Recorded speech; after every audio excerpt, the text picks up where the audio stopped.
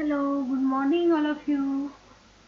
Today we are going to discuss about the importance of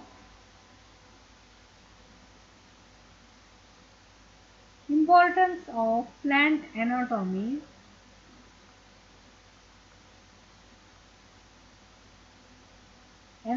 in ecology or ecological interpretations. Okay, so ecology means it is the study of interrelationship of the environment, plant, and their communities. Okay, so ecology is the study of interrelationship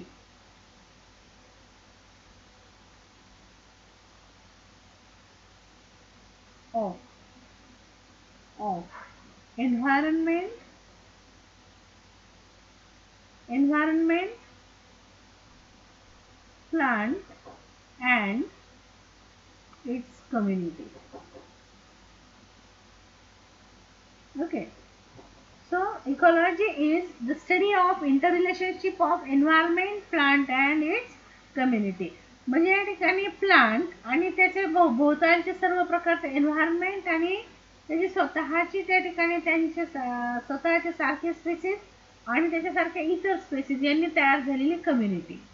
तर या ठिकाणी मग याच्यामध्ये सगळे एन्व्हायरमेंटमध्ये Biotique abiotic सगळे factors त्या ठिकाणी येतात. प्लांट स्वतः त्याची स्पेसिस आणि त्या ठिकाणी अनेक त्याच्यासारख्या स्पेसिसनी बनलेली कम्युनिटी याच्यामधलं जे इंटर रिलेशनशिप आपण स्टडी करू that is the ecology. Okay, so this ecological aspect it is most important to study the various factors which affects on the plant's life. Okay, so these are the soil.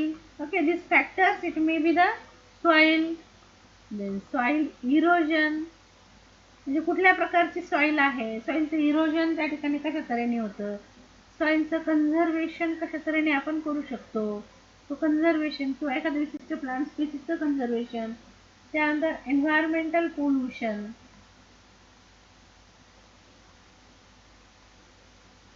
Environmental environmental pollution, plant adaptation.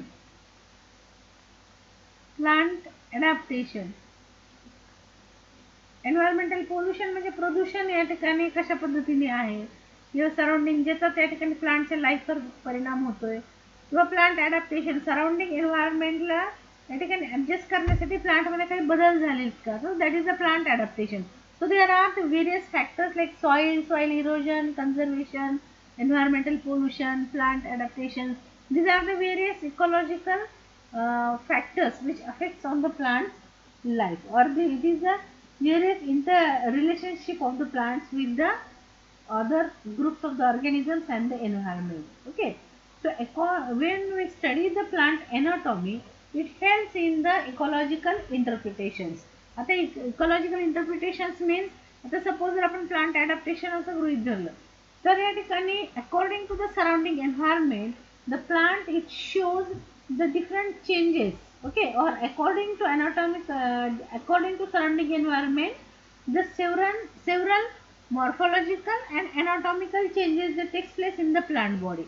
We are discussing about the anatomy, so here the different types of the anatomical changes that takes place inside the plant body. Okay, so on the basis of it the plants they are classified into different types. Okay, for example the hydrophytes. Okay, according to the surrounding environments the anatomical changes they are takes place inside the plant body. म्हणजे जसं या ठिकाणी कुठल्या प्रकारचे habitat मध्ये plant वाढतात, म्हणजे ते कुठे आहेत, म्हणजे पाण्यामध्ये आहेत, जमिनीवर आहेत.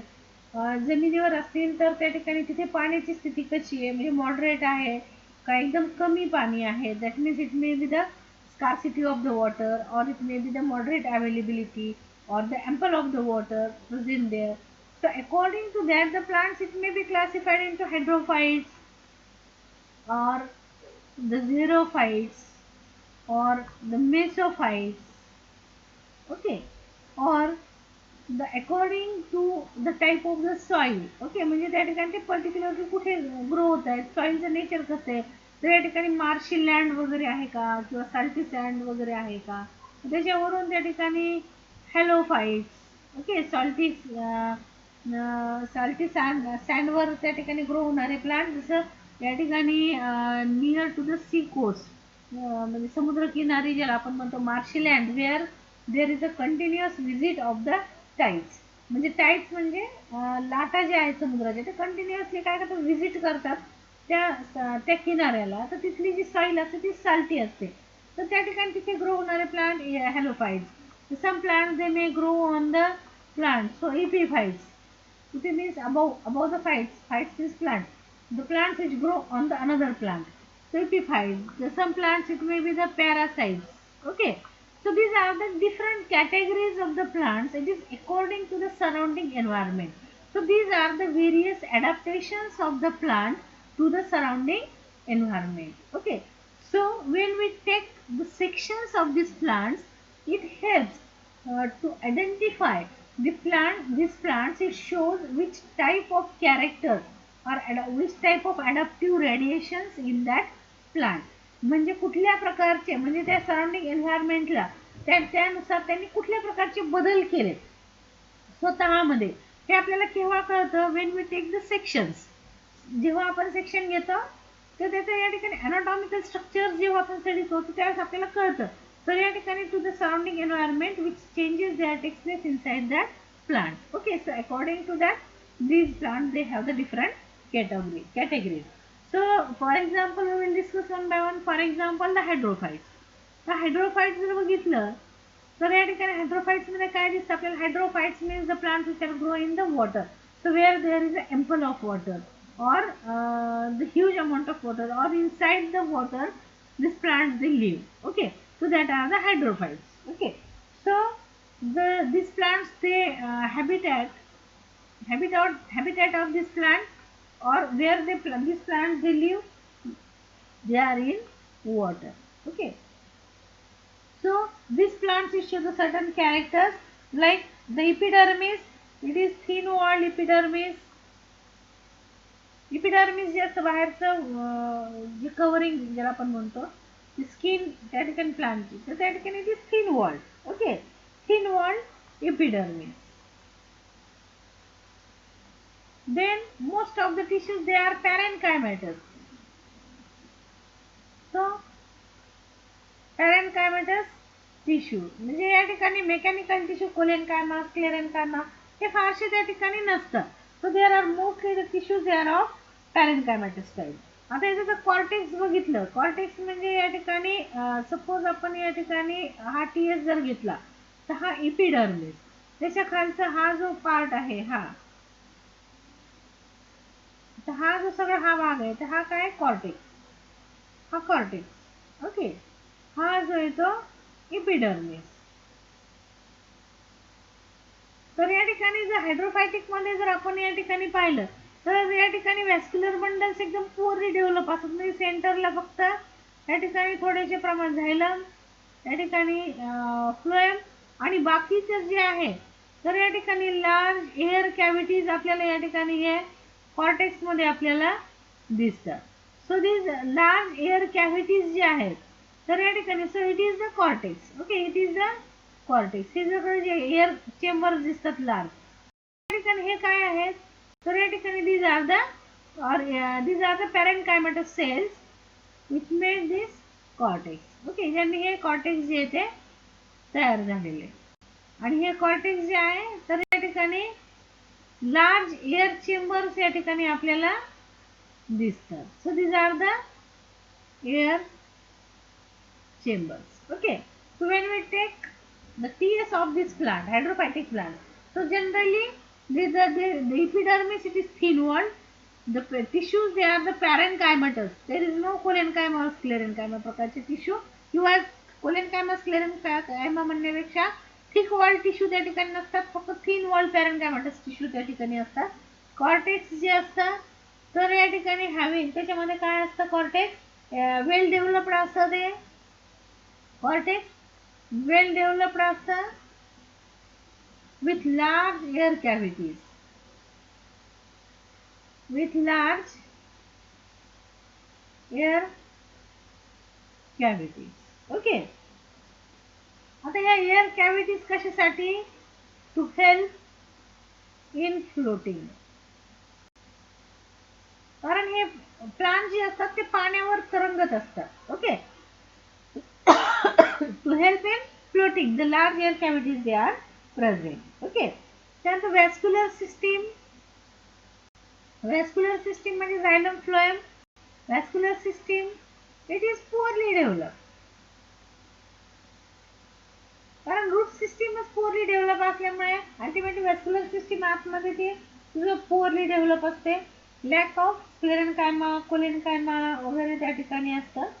ठीक आहे. तर याचे एक्झाम्पल्स आपण बघितलं तर या ठिकाणी हायड्रिला नावाचं प्लांट किंवा इकॉर्निया ज्याला आपण जलकुंभी या ठिकाणी म्हणतो. आपण जर नदीच्या काठावर गेलो तर या ठिकाणी अशा प्रकारचे त्या ठिकाणी हे प्लांट्स त्या ठिकाणी आपल्याला ग्रो होताना दिसतात. ओके.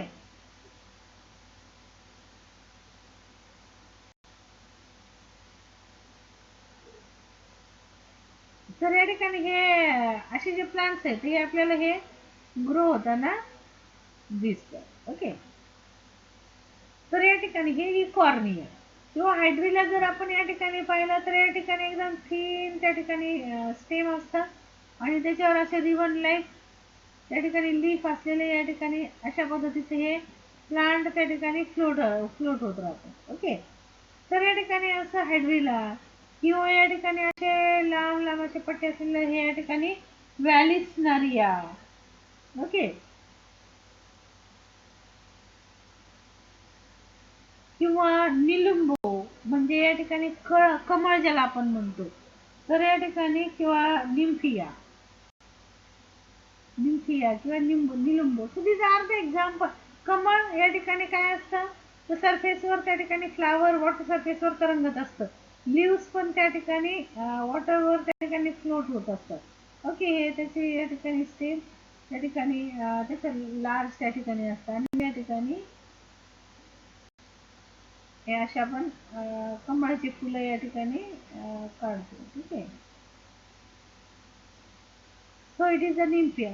तर या ठिकाणी मग हे जे आहे तर या ठिकाणी हे पूर्ण वॉटर सरफेस त्या ठिकाणी ज्याच्या खाली या ठिकाणी खूप लॉंग असं ते दांड तर या ठिकाणी फ्री फ्लोटिंग असतं. हे जर पाहिलं तर हे सगळे वॉटरच्या आतमधले हे वॉटरच्या सरफेसवर तरंगत राहणारे.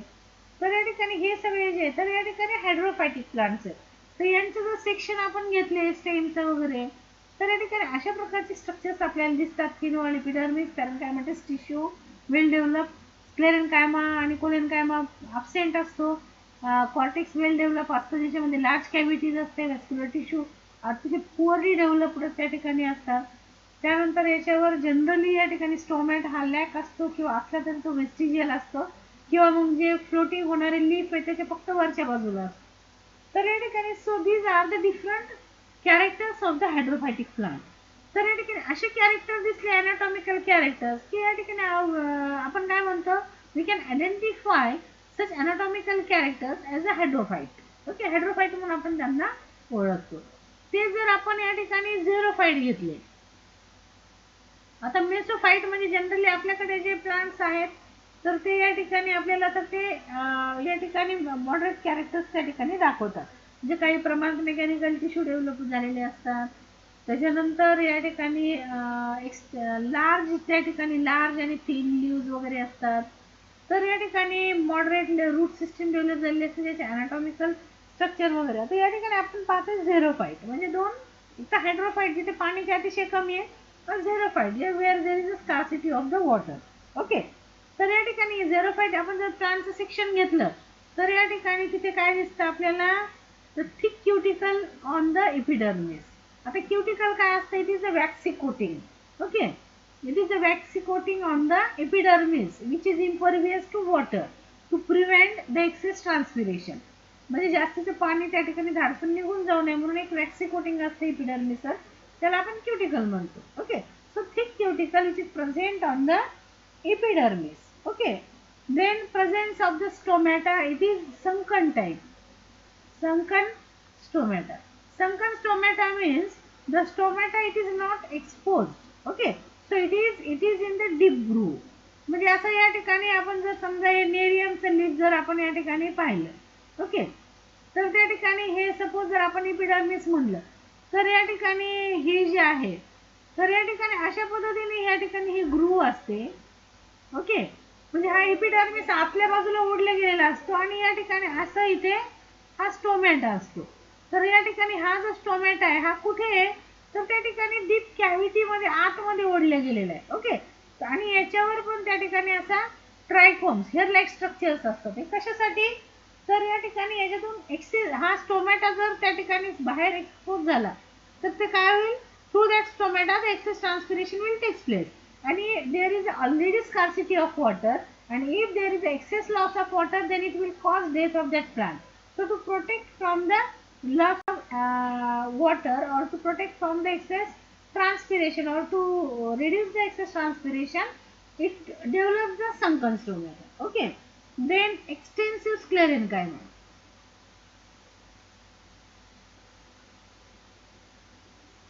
तर या ठिकाणी जे थिक टिश्यू असतात, या ठिकाणी आपण या ठिकाणी अशा पद्धतीने या ठिकाणी डबल लेअर असे थिक टिश्यू या ठिकाणी दाखवतो. So that is a स्क्लेरेन्कायमा.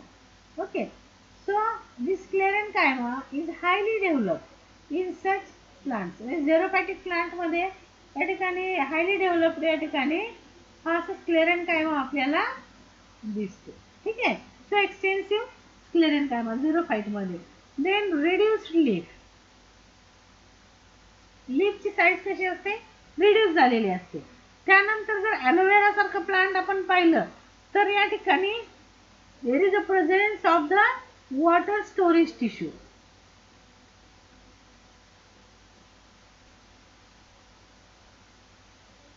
म्हणजे जर आपण ॲलोवेरा बघितलं कोरफड, तर त्या ठिकाणी त्याचं वरचं त्या लीफचं वरचं जर लेअर काढला आपण हिरवा, तर आतमध्ये म्युसिलेज त्या ठिकाणी दिसतं आपल्याला वॉटर स्टोरेज टिश्यू. किंवा मग या ठिकाणी sometimes in some plant there may be the presence of latex. Okay, latex tissue असतो. आणि लॅटेक्स म्हणजे काय की व्हाईट मिल्की सबस्टन्स जो आहे, juicy milky, so substance is present that is known as the latex. So these characters they are observed when we take the section of xerophytic plant. Okay, so the example, कुठले example घेता येईल, agave म्हणजे ज्याला आपण घायपात म्हणतो, aloe vera, okay, म्हणजे कोरफड, किंवा कॅझुरिना म्हणजे तुरूचं झाड ज्याला आपण म्हणतो, किंवा मग या ठिकाणी अपोन्शिया, निवडुंग, ओके, किंवा cactus. So all this plants किंवा Euphorbia. So these are the examples of the xerophytic plant. तर या ठिकाणी आपण त्या ठिकाणी जर झेरोफायटिक प्लांट्सचे किंवा या ठिकाणी मॉर्फोलॉजिकली खूप कॅरेक्टर्स असतात, तो आपला आत्ता इथे भाग नाहीये. तर या ठिकाणी हे जे आहे, तर these are the examples of the xerophytic plant. So these characters they are the adaptations of the plant according to the surrounding environment. Okay, म्हणजे हायड्रोफाइट मध्ये वेगळे कॅरेक्टर दिसले, झेरोफाइट मध्ये. त्यानंतर त्या ठिकाणी आपण जर इपिफाइट्स पाहिले, इपिफाइट्स, तर इपिफाइट्स त्या ठिकाणी काय असतात, तर सपोज आता या ठिकाणी हे लार्ज ट्री, ह्या लार्ज ट्रीवर त्या ठिकाणी हे असे इपिफायटिक, सपोज व्हॅन्डा वगैरे तुम्ही ऐकलेलं असेल. ओके, सो व्हॅन्डा वगैरे प्लांट, तर या ठिकाणी याच्यामध्ये काय असतं, there are two different types of the roots. So these are the clinging root and these are the velamen roots. Okay, velamen roots are the aerial roots and the clinging roots. हे जे route असतात clinging roots, हे काय करतात, clinging roots हे काय करतात, दे fix the plant on the another plant. Okay, दुसऱ्या प्लांटवर हे त्याला फिक्स करतात. आणि हे काय असतात, द व्हेलेमन टिश्यू. याचं जर अनाटॉमिकल स्ट्रक्चर या ठिकाणी पाहिलं, तर हा सेंट्रल सिलेंडर जर पाहिला, तर हा त्याच्या बाहेरच्या बाजूला हा पूर्ण या ठिकाणी असं स्पॉन्जी टिश्यू त्या ठिकाणी प्रेझेंट असतो. हा स्पॉन्जी टिश्यू काय करत असतो, तर या ठिकाणी it absorb the water, it absorb the water which is present in the air. Okay, हा जो आहे तर याचा आपण याचा जर सेक्शन घेतला तर हा सेंट्रल सिलेंडर आहे त्या ठिकाणी, पण त्याच्या व्यतिरिक्त ऍडिशनल त्या ठिकाणी हा वेलामेंट टिश्यू आहे किंवा हा स्पॉन्जी टिश्यू या ठिकाणी आहे. कशाला, ह्या वेलामेंट रूटला. तर हा काय करतो, हा spongy tissue it absorb the water from the air, म्हणजे एअर मध्ये जे वॉटर आहे तर तो ऍब्सॉर्ब करून घेतो आणि सप्लायज टू द प्लांट. आणि प्लांट ग्रीन असल्यामुळे ते स्वतःचं फंक्शन स्वतः करतो, म्हणजे फोटो ऑटोट्रॉपिक आहे, स्वतःचं फूड स्वतः तयार करतं. पण पाण्यासाठी त्या ठिकाणी यांनी स्पेशल या ठिकाणी असे रूट्स डेव्हलप केलेले आहेत. ओके, ज्याचा सेक्शन घेतला एनाटॉमी आपण त्याची स्टडी केली, तर या ठिकाणी it shows there is a presence of element tissue or the spongy tissue. Okay, so this it is the Velleman root. So it is the characters of the epiphytic plants. Example, Vanda. Vanda नावाचं जे plant आहे त्यात आपल्याला अशा प्रकारचे त्या ठिकाणी character दिसतात. तेच जर आपण या ठिकाणी हेलोफाइट्स पाहिलं, हेलोफाइट्स म्हणजे the plants which grows in the marshy and salty land. Marshy and salty land. याच्यावर त्या ठिकाणी plants which grow on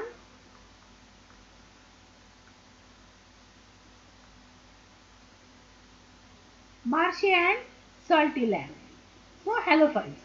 आता मार्शी म्हणजे त्या ठिकाणी सतत चिखल असतो आणि सॉल्टी, अशा कंडिशन मध्ये त्या ठिकाणी ते प्लांट ग्रो जर व्हायचं असेल तर त्या ठिकाणी रूटला रेस्पिरेशन साठी ऑक्सिजन लागतो, पण सतत चिखल आहे म्हणून ऑक्सिजन अवेलेबल होत नाही आणि सॉल्टी असल्यामुळे त्या ठिकाणी प्लांट ग्रो होणार नाही. पण त्या ठिकाणी this halophytic plants, okay, due to this marshy nature of the soil it develops. आता suppose it is the plant, it develops number of pneumatophores. Okay, these are the positively phototropic and negatively geotrophic roots. Okay, and these roots they have the breathing pores on it. त्याच्यावर breathing pores असतात आणि त्याच्यामुळे आतमध्ये ते marshy land असल्यामुळे जे ते oxygen घेऊ शकत नाही जमिनीमधून. Okay, so this oxygen they can take by using this pores. Okay, on this pneumatophores. याला काय म्हणायचं, pneumatophores or breathing roots, श्वसन करणारे मुळ ज्याला आपण म्हणतो. जे सूर्याच्या बाजूने जनरली रूट कसे असतात, पॉझिटिव्हली जिओट्रॉपिक म्हणजे जमिनीकडे वाढणारे, पण हे कुठे असतात, हे वरच्या बाजूने जमिनीच्या विरुद्ध दिशेला वरच्या बाजूला वाढणारे म्हणून निगेटिव्हली जिओट्रॉपिक त्या ठिकाणी असतात. ब्रीदिंग फोर्स त्याच्यावर असतात. सो ते हॅलोफाइट दे शो सच अडॅप्टेशन. त्यानंतर इट शोज द विविपेरी. आता विविपेरी म्हणजे काय, द सीड्स जमिनीवर पडले तर ते जर्मिनेट होऊ शकणार नाही because there is a salty land. Okay, but it shows the vivipary that means inside the fruit as the seed matures it starts germination and it develops the radicle near about 70 centimeter, 70 centimetre पर्यंत जवळपास त्या ठिकाणी ते radical त्या ठिकाणी ते seed मध्ये develop होतं आणि मग त्या ठिकाणी ते काय होतं, it falls in the soil by this direction only. म्हणजे याच डायरेक्शनने ते जमिनीमध्ये पडतं. आता ते जमिनीमध्ये त्या ठिकाणी ते पडलं की त्या ठिकाणी डायरेक्ट त्या ठिकाणी सॉइल मध्ये पेनिट्रेट होतो. ओके, आणि मग या ठिकाणी हा पार्ट वर असंच राहतो.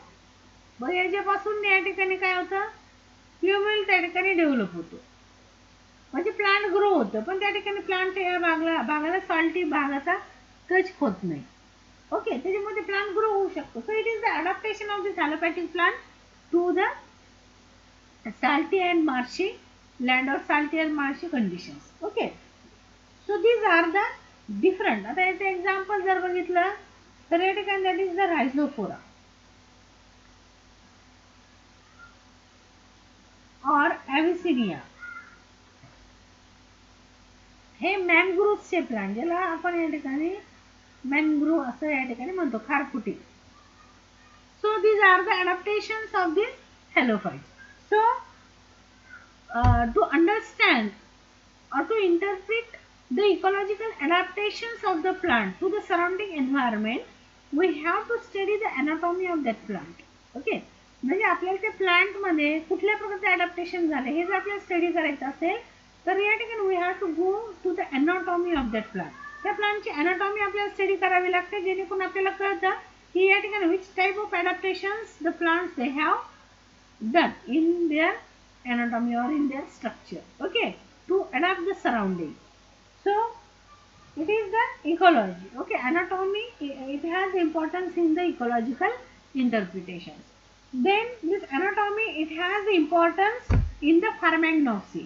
Okay, the importance of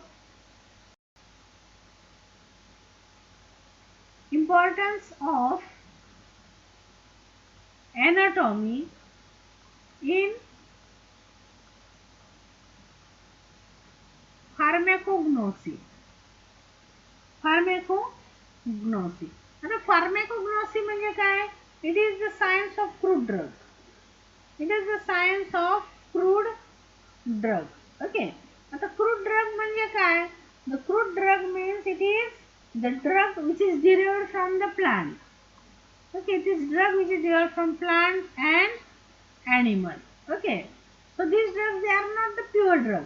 So these drugs, suppose the different part of the plants, okay, they contain a particular chemical components in there. Okay, for example, the roots of some plants, it show particular chemicals, or the leaf of some of the plants, it show the particular chemicals, and these chemicals of that plant, they are helpful to cure our diseases. Okay, for example, the ginger.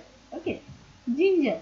So the rhizome of the ginger, म्हणजे जिंजरचे जे modified stem आहे ज्याला आपण रायझोम म्हणतो, तर त्या ठिकाणी ते काय करते? It cures the cough. Okay, आपल्याला त्या ठिकाणी कफ वगैरे ते रिलीफ करतं. जिंजर अँड ऑइल जे त्याच्यामध्ये असतं ते आपल्याला, मग त्या ठिकाणी ड्रग प्रॉपर्टी कुणामध्ये आहे? तर ते मॉडिफाईड ते जे स्टेम आहे रायझोम त्याच्यामध्ये आहे. It is not in the other parts, म्हणजे लीफ वगैरे मध्ये नाहीये. किंवा या ठिकाणी अडुळसा आपण या ठिकाणी पाहिला तर या ठिकाणी द लीव्स ऑफ दिस अडुळसा और एरेथोडा, it is used as a drug. Okay, not the other parts. You know, the flowers, they are the drug, not the other parts. So these flowers, flowers are the drugs, or the leaves, they are the drugs, or in the amla, the fruits, they are the fruits, and the leaves, they have the medicinal properties. Okay, or the bark, it has the medicinal property, not the fruits or the other parts. Okay, so the different plants, they have the medicinal property, they are restricted to the different regions. वेगवेगळ्या region मध्ये किंवा वेगवेगळ्या प्लांटच्या भागामध्ये ती medicinal property असते. Okay, मग या ठिकाणी that part it may be dry, it may be dried and pulverize, म्हणजे पावडर केली, त्याची ड्राय करून पावडर केली, किंवा it is use to prepare the ash, or it may be the vatika or batika in the Ayurveda. Okay, आयुर्वेदामध्ये जे औषधं असतात ते वटिका ह्या नावाने असतात, तर आपल्याला ते तसेच वापरावे लागतात शब्द, त्याला दुसरा पर्यायी शब्द नाही आहे. तर या ठिकाणी or there may be the decoctions, or there may be the asav or aristor. So all these drugs, they are not in a pure form as like the allopathy. ते allopathy सारखे प्युअर नसतात. मग काय असतं? तर त्या ठिकाणी ते content all the parts of that plant, म्हणजे त्या प्लांट मध्ये जे काही पार्ट आहे, आता सपोज एखाद्या प्लांटच्या लीफ मध्ये ती प्रॉपर्टी आहे, तर मग ते लीफ त्या ठिकाणी कलेक्ट केले. Okay, not all the other parts, only the leaf which have the medicinal property. मग त्या ठिकाणी ते लीफ त्या ठिकाणी पूर्णपणे त्या ड्रग मध्ये असतात. ओके, मग त्या लीफ मध्ये असलेले fibres, minerals, carbohydrates, proteins, all this contents they are along with the drug. मग आता ड्रग काय असतं? तर it may be the alkaloid, it may be the glycoside, it may be the tannin, or it may be the resin. तर हे जे chemicals असतात तर ते they are the drug. Okay, तर ते आपल्याला क्युअर करतात. पण त्याच्याबरोबर प्लांटमध्ये असलेले प्रोटीन्स, कार्बोहायड्रेट, फायबर्स वगैरे, मिनरल्स, हे सगळंच त्या ठिकाणी त्याच्यामध्ये असतं. So they are the, it is the crude drug. Okay, so we have to check the purity and quality of the drug. Okay, so to evaluate the purity and quality of the drug, we have to study the anatomical characters. Okay, so to evaluate the quality and purity, the quality and purity of drug, purity of drug, it is necessary to study the anatomy of the drug. If for example या ठिकाणी उदाहरणार्थ त्या ठिकाणी हे कशासाठी की आपल्याला या ठिकाणी जे आपल्यापर्यंत जे ड्रग आले ते प्युअर आहे का, त्याची क्वालिटी योग्य आहे का, त्याच्यामध्ये इज देअर एनी ॲडल्ट्रेशन. ॲडल्ट्रेशन म्हणजे काय, भेसळ. त्या ठिकाणी ॲडल्ट्रेशन, ॲडल्ट्रेशन म्हणजे काय, भेसळ. तर त्या ठिकाणी ते ड्रग प्युअर आहे का त्याच्यामध्ये कुठल्या प्रकारचं ॲडल्ट्रेशन आहे. तर या ठिकाणी ही क्वालिटी आणि प्युरिटी चेक करण्यासाठी त्याच्यात काय ॲडल्ट्रेशन आहे का हे चेक करायचं असेल तर या ठिकाणी we have to study the anatomy of that drug. Okay, for example जर आपण या ठिकाणी सॅफ्रॉन बघितलं, सॅफ्रॉन म्हणजे केसर, तर त्याच्यामध्ये जर बघितलं तर या ठिकाणी ॲक्च्युली सॅफ्रॉन काय असतं, तर या ठिकाणी हा बायफिड स्टिग्मा जो असतो गायनोशियमचा, इट इज द ॲक्च्युअल, या ठिकाणी हा गायनोशियम, ह्या गायनोशियमचा हा bifid stigma it is actually the saffron. पण मग आता या ठिकाणी काय केलं जातं, तर या ठिकाणी कुसुमचे जे फ्लावर्स असतात, करडीचे flowers, it also have the dark red colour. Okay, so these flower petals they are dried and the color, it is color and artificial scent given to that petal, dried petals, and they are used, they are provide as a saffron. Okay, that means in the pure saffron that part is used as a adulteration. म्हणजे ते कुसुमचे flowers adulteration भेसळ म्हणून त्या ठिकाणी, म्हणजे काही सॅफ्रॉनच्या काड्या टाकायच्या आणि बाकीचे कुसुमचे टाकायचे आणि आपल्याला प्युअर केसर म्हणून त्या ठिकाणी द्यायचं. त्याचा वास येतो आपल्याला कारण त्या ठिकाणी त्याचा सेंट मारलेला असतो, आर्टिफिशियल कलर दिलेला असतो, म्हणून त्या ठिकाणी जेव्हा आपण दुधात टाकतो दुधाचा कलर पण येतो. पण मग त्या ठिकाणी आपल्याला ही क्वालिटी ओळखायची असेल तर आपण कसं करू शकतो, त्या ठिकाणी दुधात टाकल्यावर अशा 2 काड्या जर तयार झाल्या तर या ठिकाणी it is a pure saffron, otherwise it is the adulteration. Okay, तर या ठिकाणी इथे काय करतो आपण, we evaluate the quality and purity of that drug. So similarly, to evaluate the purity and quality of the drug, we have to study the anatomy. Okay, so we have to done the microscopic analysis of that drug. त्या ड्रगचं जेव्हा आपण microscopic analysis करतो त्यावेळेस त्या ठिकाणी which type of trichomes are present, कुठल्या प्रकारचे ट्रायकोम्स त्या ठिकाणी आहेत, ट्रायकोम्स म्हणजे हेअरी आउटग्रोथ वगैरे त्या ठिकाणी कसे आहेत. तर या ठिकाणी फॉर एक्झाम्पल जर आपण मिंट बघितलं, पुदिना, आता या ठिकाणी पुदिन्याचं जर आपण त्या ठिकाणी पावडर त्या ठिकाणी घेतली तर त्या ठिकाणी ते जर आपण मायक्रोस्कोप खाली त्याचं अनालिसिस केलं तर mint it has the glandular trichome. Okay, पण जर या ठिकाणी पुदिन्यामध्ये भेसळ म्हणून दुसरे काही पानं टाकले असतील तर त्यांच्यामध्ये काय असेल, सिंपल त्या ठिकाणी ट्रायकोम्स असतील. मग या ठिकाणी यात प्युअर मिंट आहे का ॲडल्ट्रेशन आहे हे कळायसाठी आपल्याला त्या ठिकाणी काय करावं लागेल, ॲनाटॉमिकल स्टडी, त्यांचं ट्रायकोम कुठल्या प्रकारचे हे आपल्याला त्या ठिकाणी पाहावं लागेल. तर या ठिकाणी there are the number of anatomical characters. Okay, तर या ठिकाणी if we take the thin sections of the plant drugs, तर trichomes, then fibres, okay, then vessels, कुठल्या प्रकारचे वेसल्स त्याच्यामध्ये आहे, त्याच्यावर थिकनिंग कुठली आहे, इट कॅन बी कन्फर्म. हे या ठिकाणी कन्फर्म करावं लागेल आपल्याला. तर त्याच्यावरून आपल्याला कळतं की या ठिकाणी is the drug is true or it is adulterated. Okay, त्यानंतर आता या ठिकाणी काही जे ड्रग्ज आहेत तर या ठिकाणी हे ड्रगमध्ये या ठिकाणी सपोज लिग्निन असेल एखाद्या ड्रगमध्ये, तर या ठिकाणी मग आपल्याला जर आलेला जो ड्रग आहे तर या ठिकाणी त्याच्यामध्ये जर आपण फ्लोरोग्लुसिनॉल किंवा HCl टाकलं, फ्लोरोग्लुसिनॉल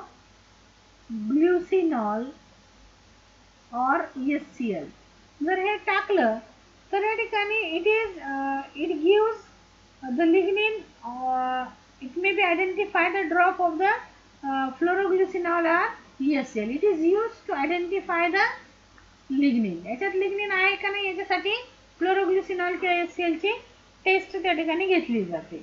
तर या ठिकाणी हा काय करतो, it gives red colour. Okay, म्हणजे जर लिग्निन असेल तर त्या ठिकाणी ते रेड कलर त्या ठिकाणी दाखवतं. जर या ठिकाणी म्युसिलेज त्या ठिकाणी त्या ड्रग मध्ये एखाद्या ड्रग मध्ये जर म्युसिलेज असेल तर त्या ठिकाणी ते काय करतं की रुथेनियम रेड, त्या ठिकाणी रुथेनियम रेड नावाचं केमिकल जे रुथेनियम रेड, तर हे जेव्हा आपण त्यात मिक्स करतो it gives the pink colour. हा पिंक कलर त्या ठिकाणी आपल्याला दिसतो. जर एखाद्या ड्रग मध्ये जर सेल्युलोज असेल, म्हणजे आता प्लांट म्हणलं तर सेल्युलोज असेल, पण पर्टिक्युलर सेल्युलोज ड्रग जर असेल तर या ठिकाणी स्वेल्स, हे स्वेल होतं. ओके, म्हणजे फुगतं त्या ठिकाणी. किंवा त्या ठिकाणी क्युएक्झम नावाचं जे केमिकल आहे क्युएक्झम, तर याच्यामध्ये ते काय होतं डिझॉल्व होतं सेल्युलोज. ओके, तर या ठिकाणी किंवा जर आपण आयोडीन बघितलं तर या ठिकाणी it gives blue colour to the starch.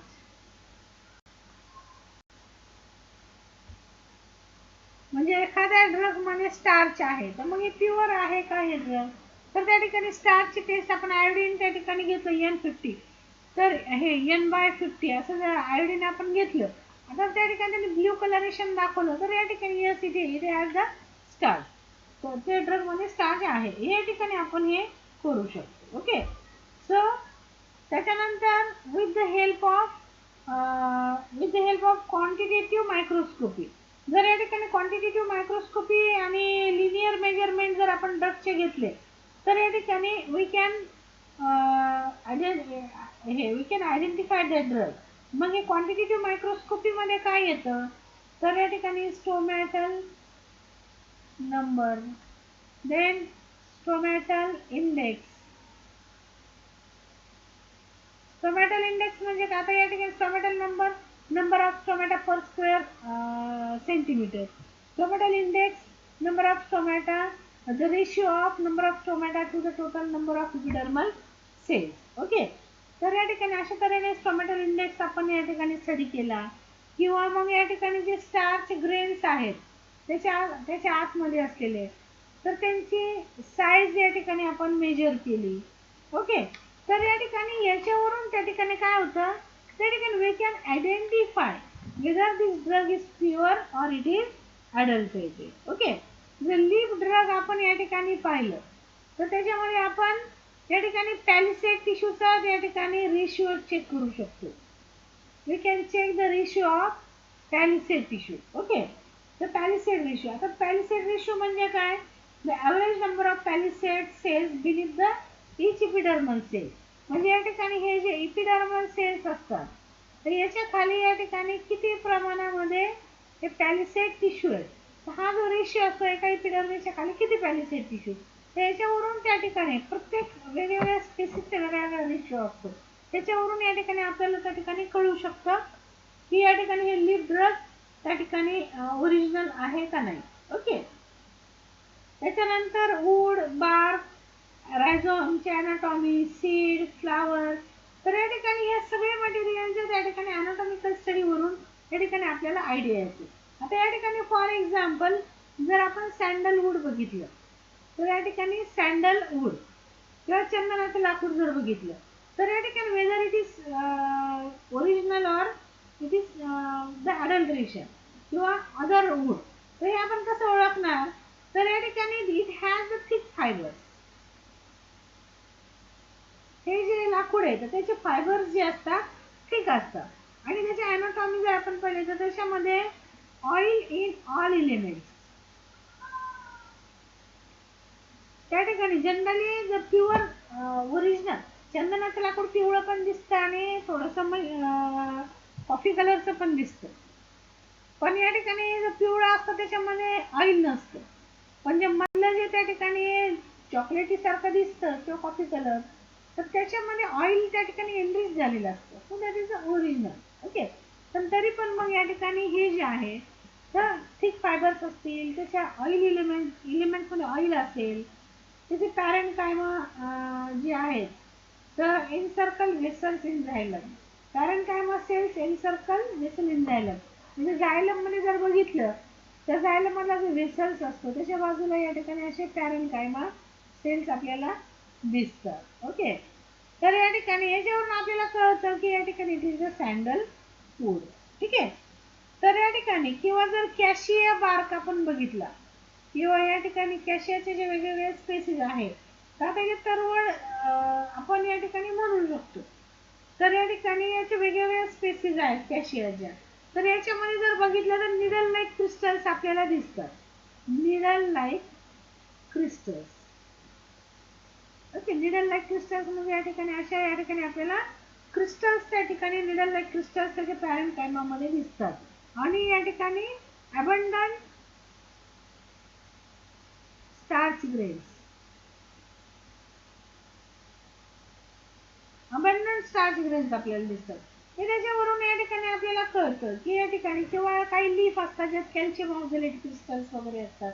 जसं या ठिकाणी डिजिटॅलिस आहे किंवा या ठिकाणी ॲट्रोपा लीफमध्ये सँडी क्रिस्टल्स दिसतात. त्या क्रुसिफेरिस लीफमध्ये स्टोमॅटा त्या ठिकाणी दिसतात. स्टोमॅटा वेगळ्या प्रकारचे.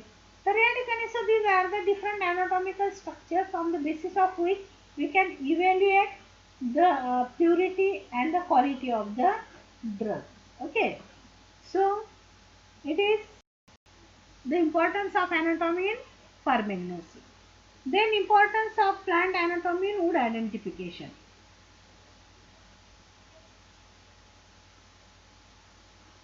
Importance of anatomy in wood identification. Okay, म्हणजे या ठिकाणी कुठल्या प्रकारचं वूड आहे तर हे आपल्याला आयडेंटिफाय करायचं असेल तर we have to go to the anatomy of that wood. Okay, तर या ठिकाणी xylem it is the most important element of the vascular cylinder. Okay, and the xylem is also known as the wood. Xylem is also known as the wood. म्हणजे एखाद्या प्लांटचं जे central cylinder असतं except the bark so that is the झायलम.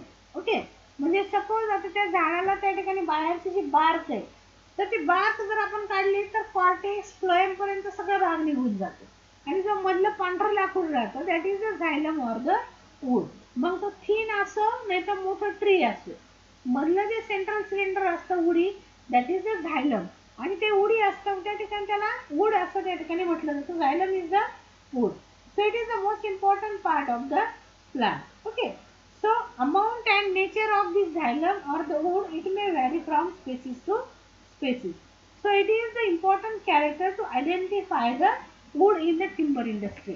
म्हणजे timber industry म्हणजे जिथे लाकूड मिळतं किंवा लाकडाची इंडस्ट्री असते तर त्या ठिकाणी टिंबर इंडस्ट्रीमध्ये या ठिकाणी झायलम त्या ठिकाणी हे वूड कुठल्या प्रकारचे त्याला या ठिकाणी फार महत्त्वाचा त्या ठिकाणी त्याचा रोल असतो.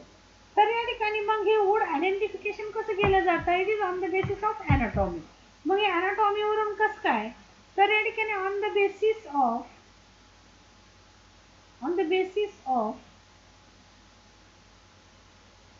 on the basis of presence or absence of vessel. Okay, that means vessels they are absent or not.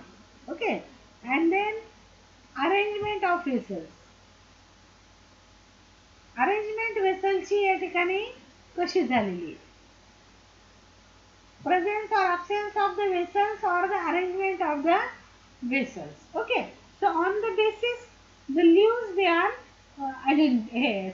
woods they are for wood they are identified which type of wood it is. Okay, so when the vessels are absent it is described as non-porous wood. Okay, when the vessels are absent then they are known as non-porous wood. Okay, non-porous wood. So non-porous wood it is present particularly in the gymnosperm. So we can identify this wood if there is absence of the vessels then this wood it is non-porous type and it is derived from the gymnospermic plant. Okay, and when there is the vessels when they are present, okay, so the wood is porous wood. Porous wood and it is from the angiosperm. Okay, so when the vessels are present it is porous wood and it is from the angiospermic plant. Okay, so if that wood is the porous type, जर त्या ठिकाणी porous wood असेल angiosperm पासून, तर मग त्याचे पण या ठिकाणी वेगळे प्रकार आहेत. तर या ठिकाणी मग हे दोन वेगळे प्रकार आपल्याला दिसतात. मग या ठिकाणी कुठले? तर या ठिकाणी number 1 that is the diffuse porous wood. diffuse porous wood आणि दुसरं जे आहे that is ring porous wood.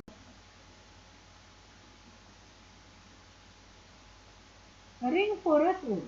Okay, मग आता याच्यामध्ये डिफ्यूज पोरस वूड मध्ये काय असतं? वेसल्स त्याचं डायमीटर जे ते इक्वल असतं.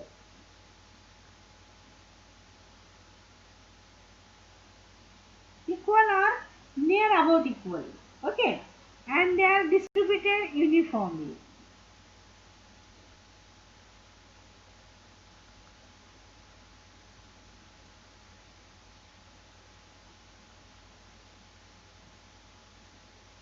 They are distributed uniformly. Okay, uniformly in the all ring, growth ring. Okay, growth ring किंवा आपण ज्याला पूर्ण वूड मध्ये त्या ठिकाणी आपल्याला युनिफॉर्मली सर्व त्या ठिकाणी सगळीकडे त्या ठिकाणी म्हणजे जसं आता या ठिकाणी इथे आपण जर फिगर काढली तर या ठिकाणी the vessels they are uniformly distributed all over. Okay, तर या ठिकाणी याला आपण काय म्हणू? It is the diffuse porous wood. Okay, आणि रिंग पोरस वूड तर या ठिकाणी when the vessels they are of different diameter. Okay, different डायमीटरचे आहे. आणि या ठिकाणी मग डिफरंट डायमीटरचे कसे? जसं आता या ठिकाणी vessels of different diameter. Okay, different diameter and arranged in ring.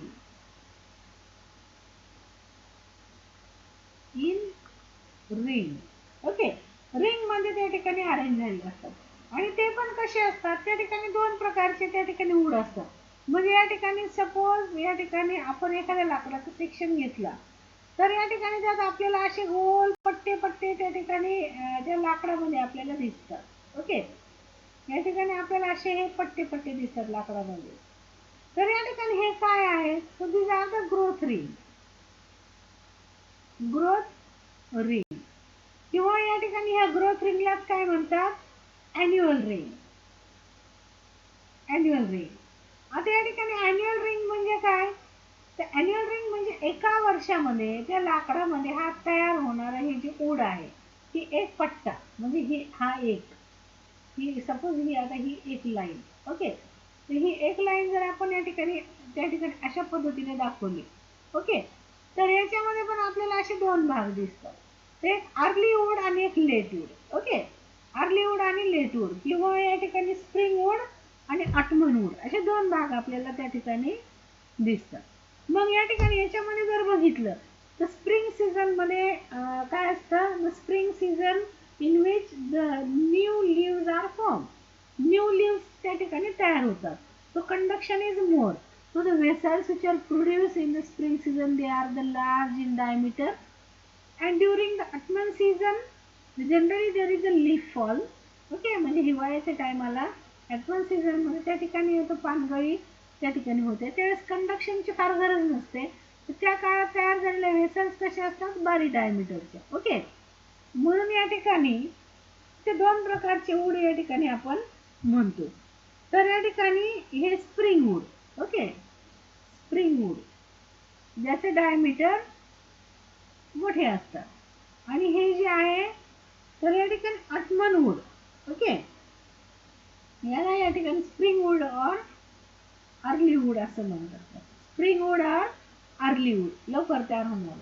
आणि हे जे दुसरं आहे तर या ठिकाणी ottoman AUTUMN ottoman wood or it is also known as late wood. It is also known as late wood. Okay, उशिरा तयार होणार. So both these wood combinedly form a single annular ring.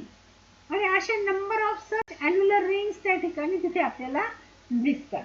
तर अशा प्रकारचं जे वूड असतं त्याला म्हणायचं ring porous wood.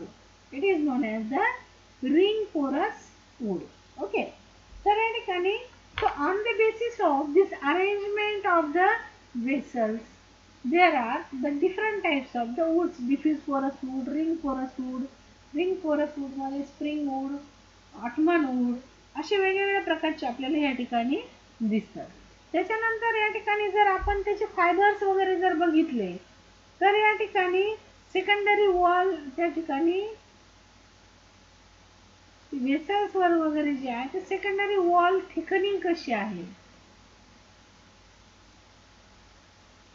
which type of secondary wall thickening is present. Okay. मग या ठिकाणी secondary wall thickening कशी असते, it may be the annular or spiral, okay, or scalariform or reticulate or simple or bordered pit.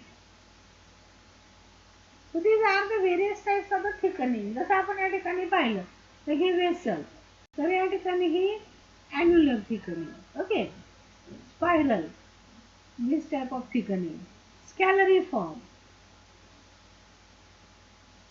ladder type, okay, so it is the scalariform,